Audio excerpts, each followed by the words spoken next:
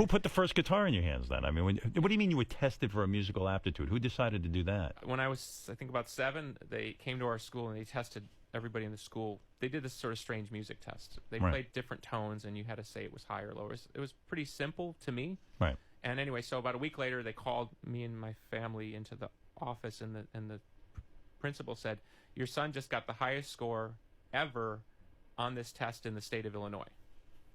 And it's such a fluke. The score is so high.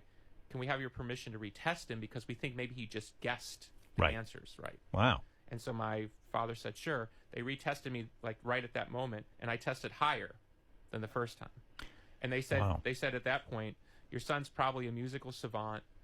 You need to get him playing, and here's the orchestra." And I got the piece of paper, circle the drum, circle the saxophone. I want to play saxophone. I don't know why. that would have turned you right off the music, saxophone. It was drums or saxophone. Yeah.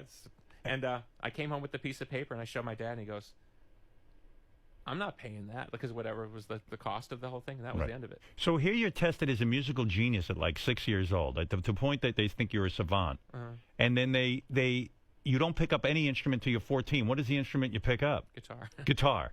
And did you immediately kind of understand how to play it, or did you go and get lessons? The best thing I could tell you is I started playing, and at the first, everybody knows if anyone starts, it's like, oh, it hurts, and it's too hard. And And I remember going to some of the kids in my school who played, who'd been playing for a few years, got lessons and the whole thing.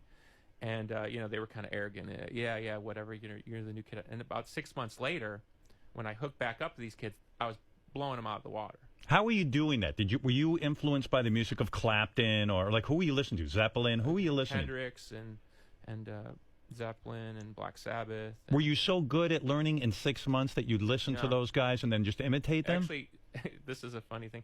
In the band, when we used to do cover songs, Jimmy Chamberlain would have to do it because I'm terrible at learning other people's songs, and I think that's part of why it kind of worked out for me, because I could never learn other people's songs, so I just learned to kind of play my own style. Right. So if you'd heard me in the bedroom at 15 years old playing the guitar, it sounds like Smashing Pumpkins today. Whatever that was that I figured out, that was the sound back then. And so I kind of had a vent, almost like a kid who creates his own dream world. I kind of created my own musical world. Right. In other words, later turned out to be like a thing. But I didn't know that. I just thought I was just playing guitar. Was Eddie Van Halen, for example, somebody that interested you? Oh, yeah. I mean, I was blown away by guys who could play with unbelievable technical prowess. Right. Because that was at least something I could point myself towards.